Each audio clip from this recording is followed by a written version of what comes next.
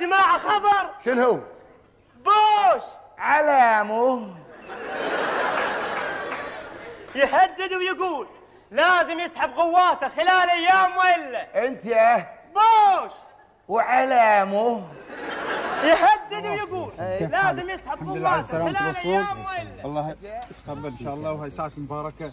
حياك الله وحياك الله يسلمك ان شاء الله. السلام عليكم ابو هادي، كيف حالك؟ ان شاء الله زين. الله يسلمك. تفضل حبيبي تفضل. بسم الله. كيف حالك؟ حياك. انما هو فكرته جسته، فهي هذه ابدعوا منها، فيجي لهم الهواء النسيم البارد من جهة الشمال، فيقعدوا بهذه الجلسة هذه. طبعا يشربوا الشاي والقهوة ويتناولوا بعد النارجيلة. احنا عندنا حاجة اسمها نارجيلة، هذا بهذا المكان. طبعا جانب اخر هذا هنا الرجال تقعد، جانب اخر عندنا احنا جانب النساء بعد، ديوانية نساء يقعدوا يسفوا الخصوصيات، شغلهم في الخصوصيات شغل مميز في المنطقة. إيه شوف وهذا الخوص يجمعوه من النخيل ويفرشوه حتى يجف. بعد ما يجف ينقعوا في الماء ويبدوا فيه يخيطوا اشياء كثيره جدا، من ضمنها السميم، عندنا الاخصاف حق القلات حق التام، عندنا السرود، عندنا القفه، عندنا الزبيل، عندنا المرحله، اشياء كثيره جدا، الحصر، السفر. شوف ابو خليفه هذا عندنا. طبعا انتم بيئتكم الكويت قريبه لبيئتنا تماما، وهي امتداد طبعا. كل هذه الاشياء موجوده عندكم يعني. هذه ايوه هذه الاشياء اللي هو حق اواني الطبخ عندنا نسميها الصفر الحين. الجدور.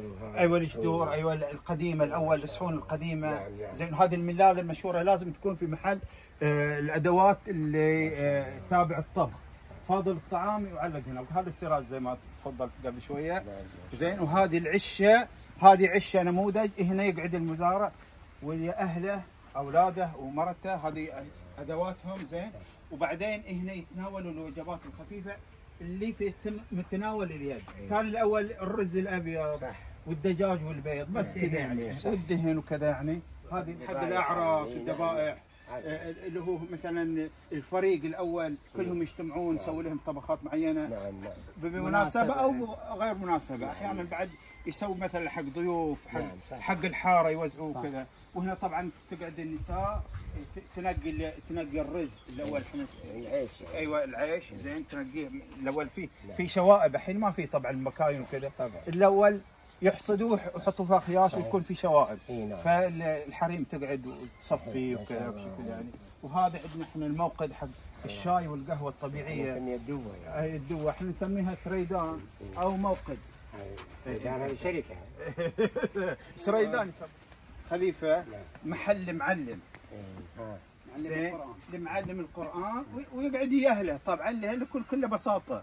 فعندهم النشء الاول ما يتركوه كذا بدون تعليم، يعلموه الحروف الابجديه على الاقل والقراءه يعني. زين اذا ما حصل له مدارس اكاديميه فيكون هو اسمه. وهذه طبعا قبل شوي قلت النارجيله ابو خليفه، هذه النارجيله حق الرجال. زين هذا عندهم الموقد هنا ويجمروه بالتتين وكذا. وهذا القدو حق النساء. طبعا احنا عندنا ابو خليفه الاول، انا طبعا شفت جزء بسيط من هذا التراث. الاول ياخذوا الكرب من نخيل معينه تكون الكربه عريضه. زين طبعا في كرب تكون صغير حق النار يوقدوا عليها ماده صمغيه يعني غرويه بحيث انه يثبت، فيكتبوا فيه الحروف الهجائيه. بعد يعني كانما دفتر. كانما دفتر. زين الاول ما يحصل الدفاتر، بعدين لو كتب فيه الدفاتر بتخلص، هذا ما يخلص مهما كتبت فيه. بعد الكتابه بعد الحروف والكلمات ثم ينتقلوا للايات، يكتبوا الايات. بعدين انا من الاشياء اللي احنا موروثات عندنا الايات هذه لقدسيتها، قدسيه القران الكريم، يسمروه في الماء، ما يحطوه على التراب هنا بعدين ينداس. لان قدسيه القران كل مقدسه عندنا. هذه الاشياء هذه هنا الشاي والقهوه، تحضير الشاي والقهوه عندنا. طبعا عندكم انتم حتى في الكويت هناك ياخذوا اللي هو القهوه يحمسوها في نعم. على الدرجه اللي يبغوها، وبعدين يسوي بها القهوه. نعم. طبعا احنا عندنا بدايل. الاول اذا جاء الضيف في النخيل واغلبهم يكونوا ميسورين الحال، فيكون عندهم بدائل الى القهوه، فنوى الطعام حق التمر. نعم. ايضا يغسلوه ويحمسوه مثل البن. ايوه. بعدين يدقوه في الهاون، او عندنا طبعا الهاون، او عندنا طبعا موجوده عندي انا بس ما اطلعها على اساس اللي هو الحفاظه. هذه الاشياء اللي هو كانت تحاك اما يدويا او بالمكاين القديمه هذه حق. وطبعا كانوا يطرزوا الاول بالابر والخيط يعني، وسووا هذه الاشياء النفانيف احنا نسميها النفلوف. والظهر حتى الكويت نفلوف او الهاشمي احنا نسميه. عندنا انواع من الساليه والجاروف، ايوه، والغزل، هذه كلها تبع الاشياء البحريه يعني. عندنا هنا بعد الدكان الفريق الاول، انتم المشهورين في الكويت كل حاراتكم فيها دكاكين البقالات البسيطه وكذا. هذا نموذج يعني، هذا نموذج البقاله. تعال ابو هذه خذ صوره يا ابو خليفه ابن داخل هنا، تصير جميله لان بتكون الالوان فيها متعدده. تفضل ابو علاء. حبيبي تفضل. نعم هذه البقاله ما شاء الله.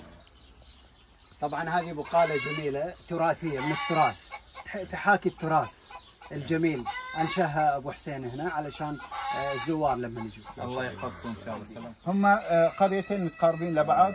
هذا من احفورات داخل الارض مثل الكهوف، يطلعوا الطين. هذا كان قديما هو بمثابة الشامبو والصابون حق الشعر وكذا يعني.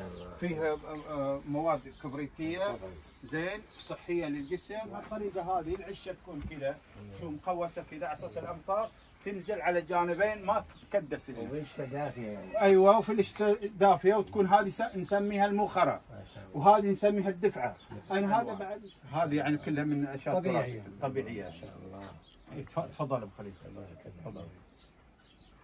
الصحة والعافية يا رب. دولاب ابو طبقتين الاول يعني. الحين المرأة اذا راحت زوجها تقول لها ابغى شقة، ابغى سيارة، ابغى كذا، الاول طلبهم بسيط، جيب لي دولاب ابو طبقتين وبالنك وخلاص. نعم البساطة يعني. هذا ابو خليفة. طبعا هنا عندنا القهوة القديمة، والكويت مليئة كل المحلات قهاوي. نعم. ايه هذه القهاوي اللي تكون ايوه اللي تكون بالكراسي الحطب كذا، ويتناولوا الشاي ويتناولوا الشيشه والقدو والنارجيله والاشياء البسيطه الاوليه يعني. الركن هذا قديم. نعم ايوه الركن قديم. الله يحفظك. الله يحفظك ابو خليفه. انت ذو ذوق رفيع وفنان ابو خليفه. ما دام انت يعني تحب الاشياء هذه فانت ذوقك رفيع، لان هذه هي الاصاله، هي حاجات الاجداد اللي ورثناها من. نعم. هذه طبعا مجلس النوخده. زين، ويجتمعوا فيه يعني كبار القوم، واذا كان في مشكله عائليه، في مشكله شخصيه، فيه يعني مثلا بعض الاعمال تاخذ عليها مثلا فلوس او كذا، يجوا هنا يحاسبوا العمال، وكل واحد ياخذ حقه، وكل واحد يحل مشكلته. شيء جميل.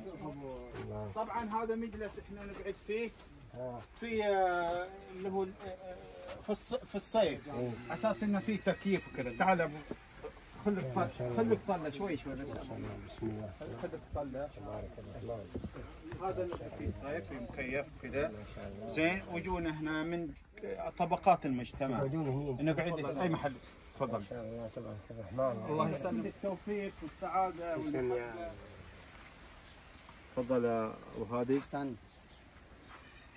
تفضل يا ابو علاء. يدعوك بكره. شكرا لك، شاكر لك. زين على الفطور هنا. زين. هو مو فطور، هي جلسه مختلف الطبقات. احنا نرحب بالفلاح، بالبحار، بالمهندس، بالدكتور، جماعه وقاعدين ويانا. تبارك الله والسخنه هذا الفن، وانت من اقطاب هذا الفن. حبوه يعني كل الخليجيين يلا ابو هذا وخارج حياك الله المنطقة. حبيبي، الفنان الجميل حسين عبد الغني. حبيب قلبي والله. هذا من تمرنا طبعا لا يرتقي الى الجوده العاليه، ولكنه من ريحه هذا المزرعه ومن انتاجنا يعني.